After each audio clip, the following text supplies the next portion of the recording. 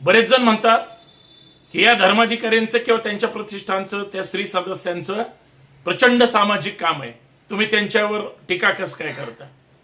आता राजकारणी पुढारी माहितीत ना तुम्हाला काय म्हणतात, 80% समाजकारण आणि 20% राजकारण. ह्यांच्या 20% राजकारणात हे सत्तेवर येऊ शकतात का? हे खोटं बोलतात. मान्य आहे ना, तुमचे पण लोक समाजकारण करत असतील, तुम्हाला दाखवायचंय आम्ही हे सामाजिक काम करतोय म्हणून. पण तुम्ही लोकांवर बिंबवताय. चौकात तुमचा दगड कसा काय लागतो? चौकाला नाव कसं काय दिलं जातं?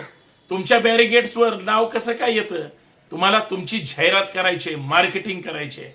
आम्ही पण म्हणतो 100% समाजकारण आणि 100% राजकारण, पण आम्ही प्रामाणिकपणे करण्याचा प्रयत्न करतो ना.